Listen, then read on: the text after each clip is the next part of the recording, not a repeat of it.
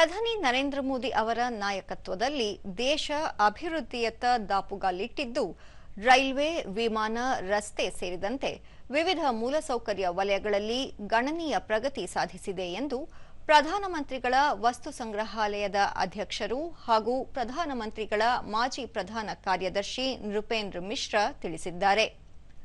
DD ನ್ಯೂಸ್ಗೆ ನೀಡಿದ ವಿಶೇಷ ಸಂದರ್ಶನದಲ್ಲಿ ಅವರು, ಪ್ರಧಾನಿ ಅವರು ರಾಷ್ಟ್ರ ನಿರ್ಮಾಣದ ಸಂಕಲ್ಪದೊಂದಿಗೆ ಮುನ್ನಡೆಯುತ್ತಿದ್ದು, ಮಹತ್ವಾಕಾಂಕ್ಷಿ ತಂಡದೊಂದಿಗೆ ಕೆಲಸ ಮಾಡುತ್ತಿದ್ದಾರೆ. ಇದರ ಪರಿಣಾಮ ಯೋಜನೆಗಳ ಸಮರ್ಪಕ ಅನುಷ್ಠಾನವಾಗುತ್ತಿದ್ದು, ಸಮಯದ ಮೇಲ್ವಿಚಾರಣೆ, ಅಂತರ್ ಸಚಿವಾಲಯಗಳ ಸಮನ್ವಯ ಸೇರಿದಂತೆ ಅಭಿವೃದ್ಧಿಗೆ ಹೆಚ್ಚಿನ ಆದ್ಯತೆ ನೀಡಲಾಗಿದೆ ಎಂದು ಹೇಳಿದರು. ಜನ್ಧನ್ ಯೋಜನೆ, ಡಿಜಿಟಲ್ ವರ್ಗಾವಣೆ, ಗ್ರಾಮ ವಿದ್ಯುದೀಕರಣ ಸೇರಿದಂತೆ ಜನಕೇಂದ್ರಿತ ಮೂಲ ಸೌಲಭ್ಯಗಳಿಗೆ ಆದ್ಯತೆ ನೀಡಲಾಗಿದೆ.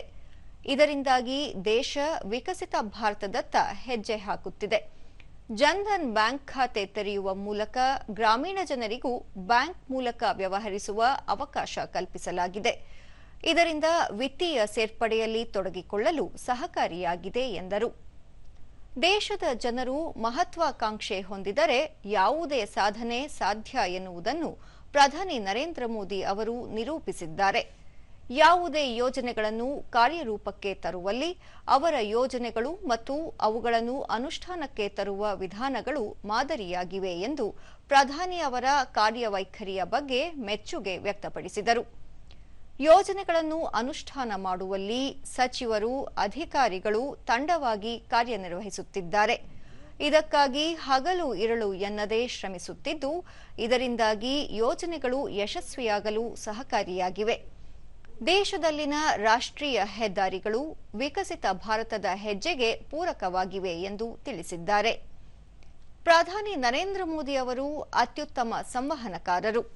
ಜನರು, ವಿದ್ಯಾರ್ಥಿಗಳು, ತಂತ್ರಜ್ಞರೊಂದಿಗೆ ಪರಿಣಾಮಕಾರಿ ಸಂವಹನ ನಡೆಸುವುದರಲ್ಲಿ ನಿಷ್ಣಾತರು. ಅದೇ ರೀತಿ ತಾವು ಅಂದುಕೊಂಡ ಯೋಜನೆಗಳನ್ನು ಜಾರಿಗೊಳಿಸಲು ಅಧಿಕಾರಿಗಳೊಂದಿಗೂ ಸಂವಾದ ನಡೆಸಿ ಯೋಜನೆ ಅನುಷ್ಠಾನಗೊಳಿಸಿ ಅದನ್ನು ಕಾರ್ಯರೂಪಕ್ಕೆ ತರಲು ಕಟ್ಟುನಿಟ್ಟಿನ ಗುರಿಯನ್ನು ನಿಗದಿಪಡಿಸುತ್ತಾರೆ ಎಂದು ಹೇಳಿದರು. ಪರಿಣಾಮಕಾರಿ ಸಂವಹನ ಮತ್ತು ಪ್ರಾಯೋಗಿಕ ಆಡಳಿತದ ಮೂಲಕ ಪ್ರಧಾನಿ ನರೇಂದ್ರ ಮೋದಿ ಅವರು ಸಾರ್ವಜನಿಕರ ವಿಶ್ವಾಸ ಗಳಿಸಿದ್ದಾರೆ. ಪ್ರತಿ ಹಳ್ಳಿಯಲ್ಲಿ ನೀರು ಮತ್ತು ವಿದ್ಯುತ್ ಖಾತರಿಪಡಿಸುವುದರಿಂದ ಹಿಡಿದು ವಿಮಾನ ನಿಲ್ದಾಣಗಳು ಮತ್ತು ರೈಲ್ವೆ ಮೂಲಸೌಕರ್ಯಗಳಿಗೆ ಆದ್ಯತೆ ನೀಡಿದ್ದಾರೆ. ಈ ಹಿನ್ನೆಲೆಯಲ್ಲಿ ಭಾರತ ಅಭಿವೃದ್ಧಿ ಹೊಂದಿದ ದೇಶವಾಗುವತ್ತ ದಾಪುಗಾಲು ಇಟ್ಟಿದೆ ಎಂದರು.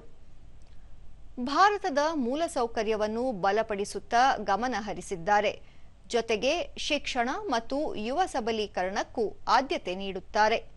ವಿಶ್ವದರ್ಜೆಯ ವಿಶ್ವವಿದ್ಯಾಲಯಗಳು, ಹೊಸ ಶಿಕ್ಷಣ ನೀತಿಯಂತಹ ಉಪಕ್ರಮಗಳೊಂದಿಗೆ ಪ್ರಧಾನಿ ನರೇಂದ್ರ ಮೋದಿ ಅವರು ಕೌಶಲ್ಯಪೂರ್ಣ, ಜಾಗತಿಕವಾಗಿ ಸ್ಪರ್ಧಾತ್ಮಕ ಪ್ರತಿಭೆಗಳೊಂದಿಗೆ 2047ಕ್ಕೆ ಭಾರತವನ್ನು ಸಿದ್ಧಪಡಿಸುವ ಗುರಿ ಹೊಂದಿದ್ದಾರೆ ಎಂದು ತಮ್ಮ ಸಂದರ್ಶನದಲ್ಲಿ ಮಾಹಿತಿ ಹಂಚಿಕೊಂಡಿದ್ದಾರೆ.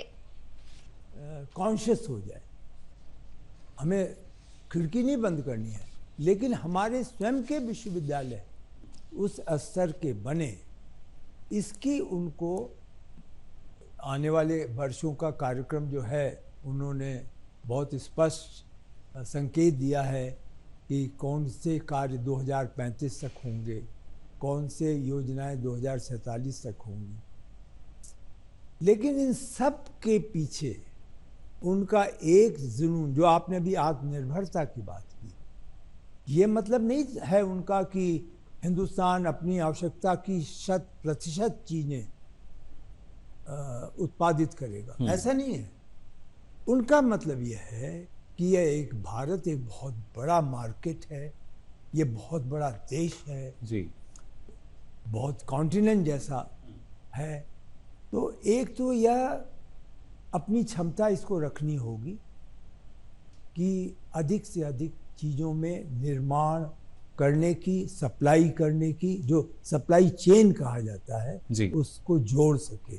लेकिन मुझे पूरा विश्वास है कि प्रगति की बैठकें जो होती होंगी जी, उसमें अवश्य प्रधानमंत्री जी ऐसा संदेश देते होंगे.